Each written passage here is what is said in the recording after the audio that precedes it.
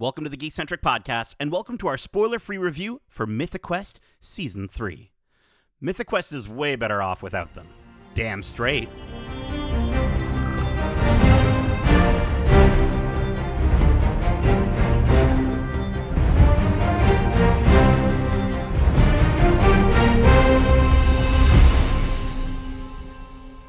What's up, gamers? My name is Nate, and this is our spoiler-free review for Season 3 of Mythic Quest. Special thanks to our friends at Apple for giving us the opportunity to watch this season early for review. If you're joining us for the first time, we are Geekcentric, a podcast focusing on the world of movies, TV shows, games, toys, and collectibles, and all things geek-centric. Now, before we get to this review, I also want to let you know that if you're like us and you love the world of Star Wars, we currently have our watch club for Star Wars Andor going on right now with our first 3 episodes out, covering episodes 1 to 3, 4 to 6, and 7 to 9 of that series, and we go deep into our thoughts and theories on kind of what will happen, what's going to happen next, and how much we absolutely adore that show. So we're releasing those episodes weekly, and then once the season wraps, we'll have our Watch Club episode out for episodes 10 to 12. So keep your eyes and ears peeled for that, because there's a rebellion growing, and you can be a part of it. All right, let's get to this review. Joining me for this adventure in game development is my fellow dev partner in crime, Darcy, the Dungeon Master Hudson. Appropriate. I am a dungeon master. I love me a good D&D game, and this show definitely captures what it is like, creating a world that people are playing in, because it's not always easy. Absolutely not. Yeah, I'm sure there's a lot of trials and tribulations. Darcy, in terms of like the gaming space, I want to know, have you, before we get into the review, have you ever gotten into like an MMORPG or sort of an online game, kind of like Mythic Quest before? I've never been one to be to play MMOs. Really, my friends all love them, and I've watched them play. It's not my thing. I'm more of a single player storytelling game that I like. That's my go-to. Like Legends of Zelda is my favorite series, and that's never had really any multiplayer aspects to it. So yeah. Aside from, I think they did like a Four Swords. The Four Swords was I had that on DS. Played it with my 2 best friends that we make it the Triforce ourselves. So again, I've played the multiplayer games, but again, I'm more of a solo player. That's totally fair. For myself, I tried to get into WoW back in the day, World of Warcraft, but honestly, it just took too long to do cool stuff. Like, all I wanted to do was ride around on the back of a white panther, and there was so much grinding, so many fetch quests. Like, I dropped out pretty quickly. There's only so many times where I can have an old man be like, "Go get me those apples over there," and I'm like, I don't want to get you apples. I want to ride a freaking panther. And so, like, for me, I got fed up with it because I just saw everyone else around me doing cool stuff, and I just felt like the progression wasn't there. Well, yeah. Again, one of my good friends played WoW since he was like 13 years old, something like that. It was one of his first games he picked up, and he said that the only reason why he stuck with it so long was because he had been playing it, and it got to the point where when something new was coming out, he could play it right away. But if you were a newcomer to the series, like you said, there was so much you had to slog through to get to what you saw on these trailers and stuff like that. So yeah, the games that have been around for so long obviously are very daunting to try and approach, especially if you're a latecomer to the game. Absolutely, and I'm sure they're even more daunting for all the people that make them, and then all those people complain about how they're not getting their white panther early enough, just like the folks in this show. Let's get to the synopsis. In Season 3, Mythic Quest follows a group of video game developers tasked with building worlds, molding heroes, and creating legends. But the most hard-fought battles don't occur in the game. They happen in the office. In Season 3, as Ian and Poppy navigate the gaming world and their partnership at the newly formed Grim Pop Studios, Dana is forced to play mediator to her bosses. Back at Mythic Quest, David settles into this new role as the boss, where he truly finds himself in charge for the first time, with Joe returning as his assistant, more loyal and militant than ever. And Carol attempts to figure out where she fits in a new promotion.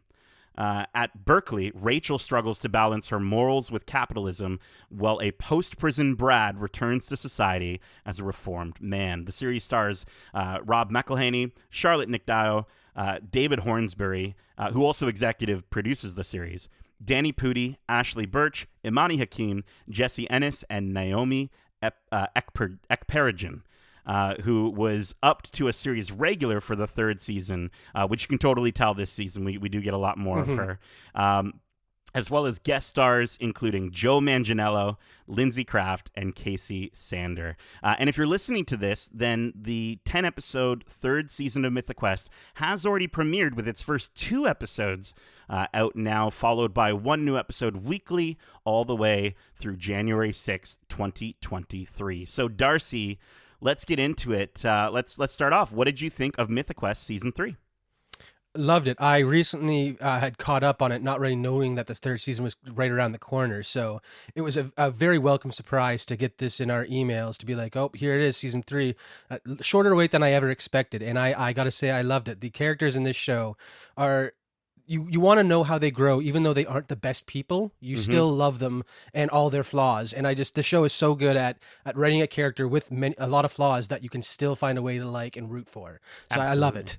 Yeah, I think they really. I think it feels great to be sort of back with these characters after the first 2 seasons. I think the show in this third season has really hit its stride, and it's kind of gotten to that place where, you know, I think with The Office, it took me 1 or 2 seasons to kind of get to the place where I was like, oh, that's such a Jim thing, or that's such a Dwight thing, or a Michael thing.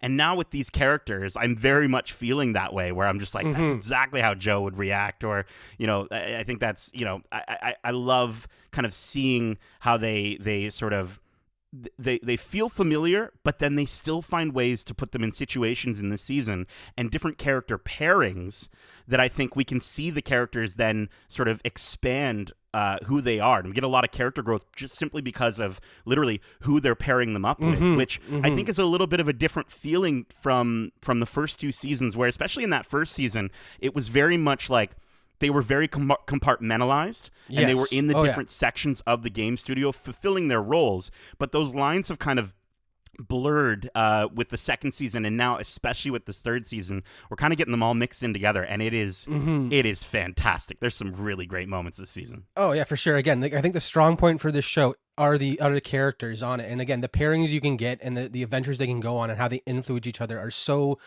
good and so fresh. Like I said, we already know how these characters are going to react, having this being the third season, but how they're going to react next to someone we really haven't seen them next to is just outstanding. And this, like you said, this season alone really drives home those new pairings and the possibilities with those that can come from those pairings. Absolutely. And I think as far as the characters are concerned, I didn't feel an unbalance with any of them.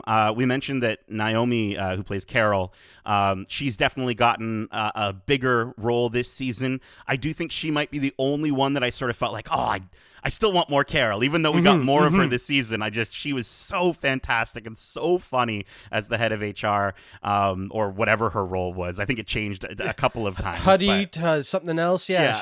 She's the woman in power now, and it's just so great watching that rise and how they script it out is so enjoyable because it's so unconventional. It's so well done. And I think with these characters, I think, again, outside of Carol, they really all got a chance to shine. I want to highlight, though, I think the 2 biggest highlights this season were Joe and Dana, at least for me. I felt like just starting with Joe, dude, Joe is a character that honestly, in the first season, I very much thought, I was like, you know, there's no way they're ever going to get me to like Joe. And I felt that way about CW as well. CW was a character that I'm like, I don't really dig this guy. He kind of is super annoying, and I get that that's kind of part of his comedic charm, but at the same time, I really don't like him.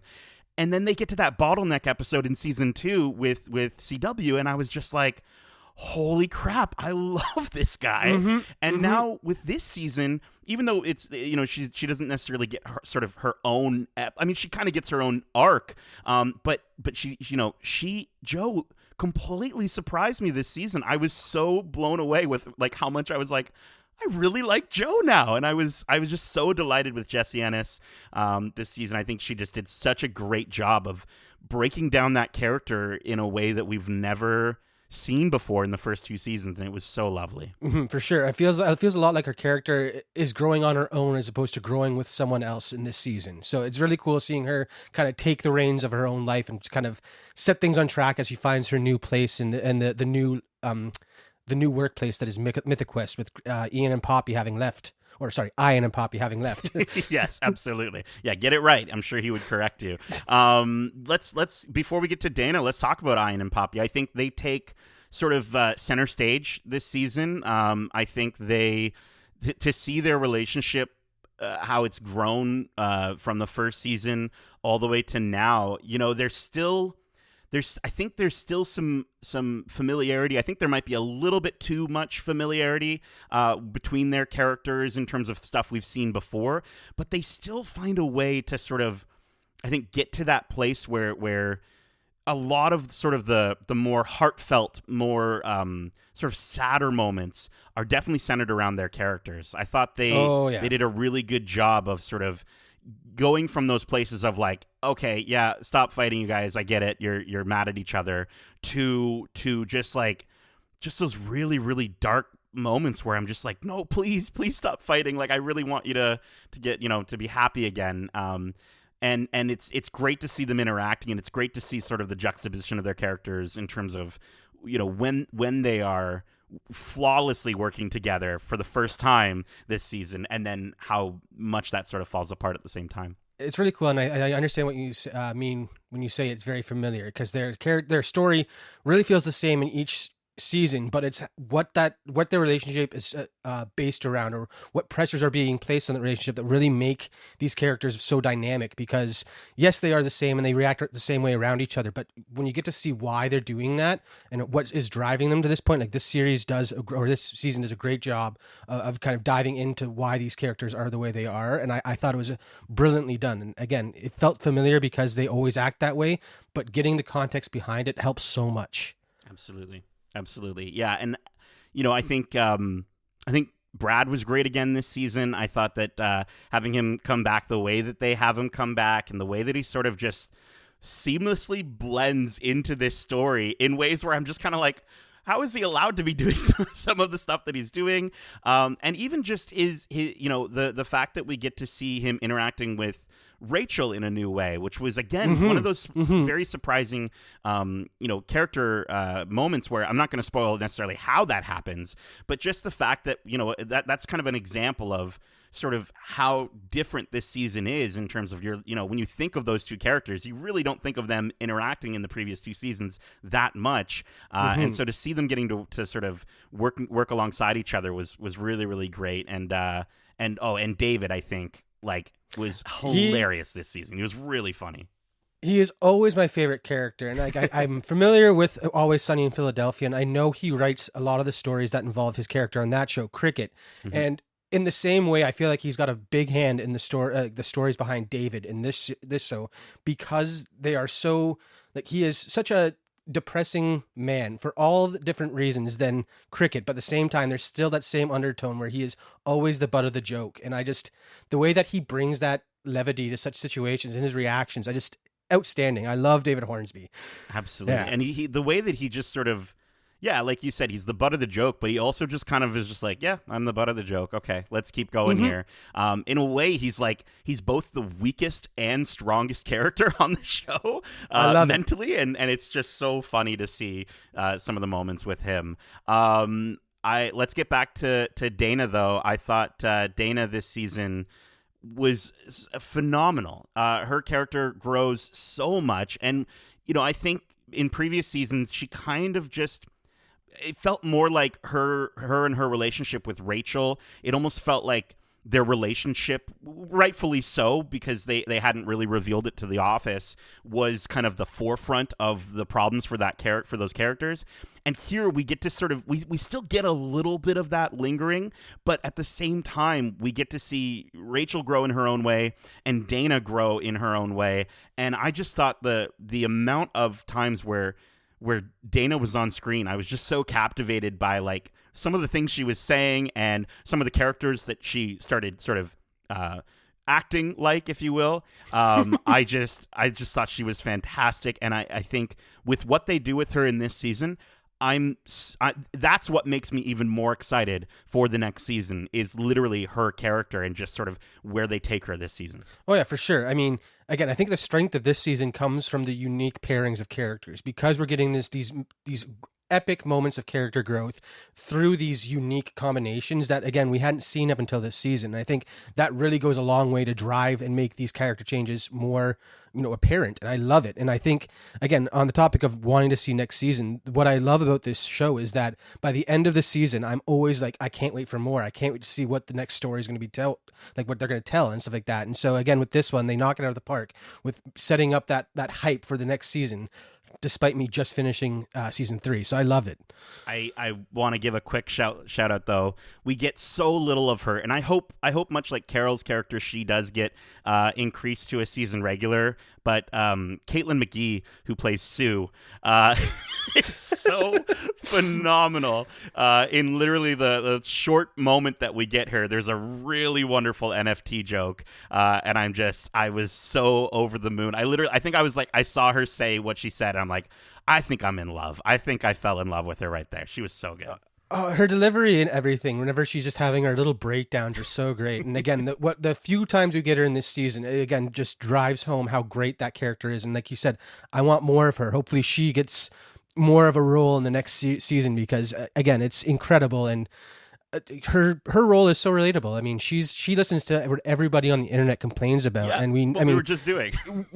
Everybody complains about stuff on the internet, and I just love the fact that there is a character whose sole purpose is to take that hate, and just seeing what it does to her is just, it's so good. I love her character. So good. Okay, so I think, obviously we're keeping it spoiler free, but I will say there is a bottle episode this season, if you were curious. This season's bottle episode, without saying anything, they take two characters and we get to see their past and how their love of video games sort of brings them together in both tragic and beautiful ways at the same time.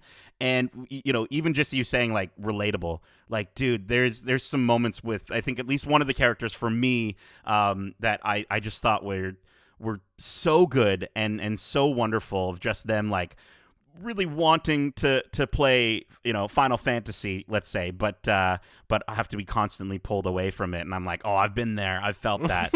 And I just thought that, like, again, it was just one of those moments where we get to take a break from the current storyline, but the way that it informs the storyline of season 3 and sort of its main themes is so good. And it's probably, I think it might be my favorite episode of the season.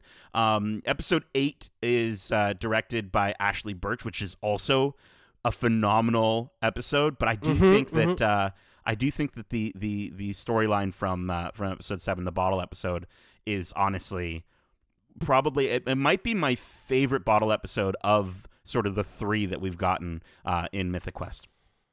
Personally, I really love the CW exploration episode. That was a great one. But I do have to say that this season's bottle episode was a standout moment from the season for me, because it was such a departure from the main storyline, but like you said, it relates so much to what's going on in present day that it was, like, again, so rewarding to get these little nods to what's coming in the future for these characters. And I really enjoyed it. And there were moments where, again, I was tearing up because they managed to go so real after, like, setting up a perfect punchline type thing. So this show really knows how to handle its humor and its realness at the same time. I love it. Yeah, I think the comedy, I mean, obviously the show is a comedy. There's some great dramatic moments. I just think overall the dialogue, the way that the show is written, is so well done. It doesn't miss a beat. There were really no moments that I sort of felt like, oh, that joke didn't land, or that didn't really work for me. I think there's at least 2 or 3 really phenomenal gags that they do with dialogue in terms of cutting back and forth between different characters. And it reminded me a lot of something that you would get out of like an Austin Powers sort of joke, where it just kind of cuts back and forth. And yep. It was so good. And I just think that, the writing for this series is up there. I think Ted Lasso gets a lot of flowers, rightfully so. But I do think that, at least from a writing standpoint, this show is right up there with something like a Ted Lasso. Oh, for sure. Again, like the the dialogue in this show and the banter back and forth. I mean, a lot of it must come from the actors, but they have to have a good basis to go off and know what the character's end goal is. And it's the way that all these things come together for the great little half-hour episodes. I love them. And I found myself wanting to just binge the episode, like the whole season at one sitting, but at the same time, I'm like, no, I got to take my time and really sit with these because they are so well written and so good. You can't just blow through them because there's so much in each episode to digest and break down, and I love it. Yeah. I think I've said that like 50 times this review already. I love it. I love it. I love it. Darcy, before we get to our overall thoughts, was there anything that maybe didn't fully work for you this season, or anything that sort of pulled you back a little bit in terms of you loving it? Honestly, no. Like I said, I wanted to binge it in one sitting. I had to force myself to sit back and kind of take my time with it because I did enjoy it so much. And I really think that this one, like you said, they found their stride and have figured out what they were trying to do with this show. And it is so well done that I can't wait for more. Absolutely. I think the only thing I could possibly think of, and it's kind of tricky because I'm literally being like, maybe I don't think this, but the way that they sort of this season, let's just say this, they don't really focus on the game studio side of things as much. I do think that sort of takes a bit of a backseat, which those are some of like my sort of favorite sort of challenges for the show because it is what helps the show to stand apart from other dramedy series, comedy drama series that are similar to it, in the sense that, even with something like Ted Lasso, we do really get to spend a good amount of time on the pitch. We get to sort of experience football in that way. I think this season was lacking a little bit of the sort of video game centric stuff, but at the same time, I don't know, maybe I don't care about that because the story, the character growth was so good. I mean, I do agree that there wasn't a lot of focus on the development side, but it almost makes sense when you think about the storyline that happens throughout this season, both through Grimpop and at Mythic Quest. They're in a very, in-between stage trying to figure out what the next steps are. So it makes sense that they are spending more time doing other things because they can't think of what to do in the game. And I love that kind of, it kind of goes along with the storyline. So I'm hoping that maybe next season we'll go back more into that dev side because of where things end off this season. Yeah. Yeah, that makes sense. I guess that might be then if we're really looking to try here, this season was maybe a bit more of a, there's such a negative connotation to the word filler, but it felt like maybe it was more of, let's say, a setup season where, yes, rather than sort of a next chapter. But again, to your point, with what the characters are going through, it kind of fits the theme of the narrative for the story to be like that. So let's get to our overall thoughts and rating, which we're going to be rating on a scale of 1 to 5 slices of buffalo chicken pizza. Darcy, I'll get you to start off. Well, again, I think I've said it enough this review, but I love it. I love this season. It was so good. Yeah, I know, surprising, right? But this season to me is the standout, my favorite one of the 3 so far. Again, having just recently caught up and rewatched it, the rating was there in the first 2 seasons, but this 3rd season, they really figured out the characters. And again, changing up those common pairings to give us new scenes and interactions was so good and so refreshing that I only hope for more. There are still some pairings out there that we haven't gotten much of, and I can't wait to see those because with this season setting up so many odd combos that there's so much more potential for what comes next in later seasons. So to me, this is they hit it out of the ballpark. An outstanding season. The cast was great. The rating was great. Everything was so well done. So it was an easy 5 out of 5 slices of buffalo chicken pizza. That's it. Yeah, man. Yeah. Delicious. Yeah. I loved it. Very cool. Yeah. Yeah, this was great. This is some really, really top tier television, and for this streaming service, I think this is again up there with something like a Ted Lasso. It was great to be back in the studios. I think again these characters are so familiar, but they still find ways to surprise us this season. I didn't feel like this season maybe hit as the same level of highs for me personally as season 2. I think it does kind of really does a good job of breaking down and exploring these characters more. But I did find, as I mentioned, the game-centric problems of the previous seasons, they play more as a setting rather than the conflict of the narrative. And again, I know I'm kind of sounding like I'm going back and forth on that, but I would have liked to kind of see, a little bit more of an overall shift for the story than this season gave me. But again, with the cast, I mean, dude, Ian and Poppy, so phenomenal. Just anytime we get to see those more dramatic moments with them, but even the moments where they are really, really, happy and things are flowing and ideas are working, it's just so wonderful to see.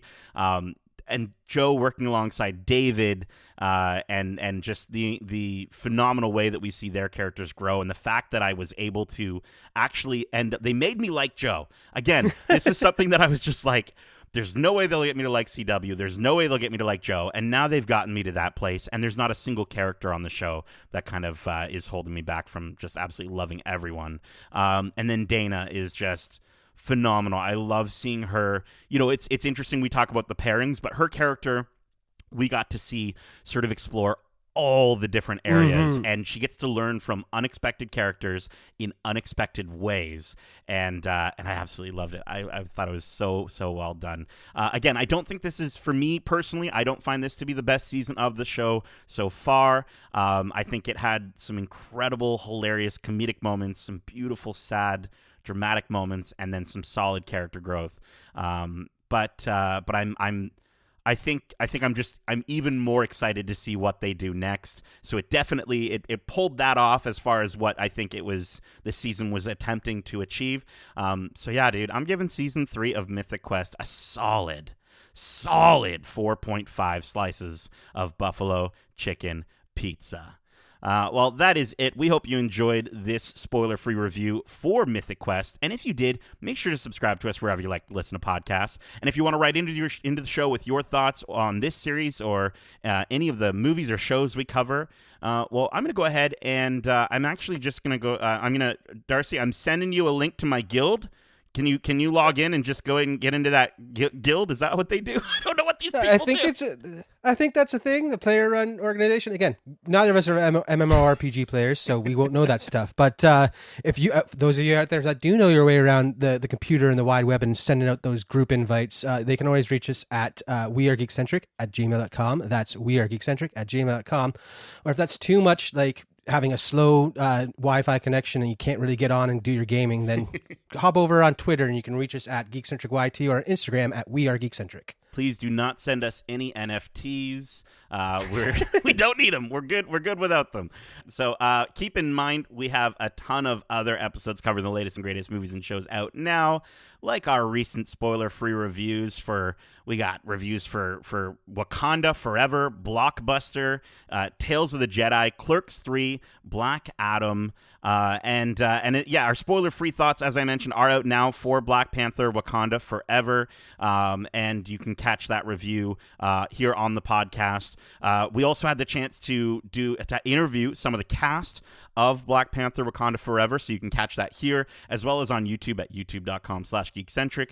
And as of listening to this, the movie is out, so hopefully you've seen it, and if you have, stay tuned, because our spoiler-filled discussion for Black Panther Wakanda Forever will be out very soon. We've got a ton of content coming your way. What was the interview or the review that I missed? We talked about Zootopia Plus. We did did interviews with the cast and crew of Zootopia Plus, which should be up now as well. I had the chance to talk to Bonnie Hunt and Don Lake, which was just unbelievable. And Justin had the chance to talk to some of the directors and producers of the series, and he gave a really, really dope suggestion for a new short series that you need to listen and watch this interview to find out. It was honestly, it's so cool. I really hope it happens. Darcy, thank you so much for joining me for this Mythic review. And as we say, love ya. Laters.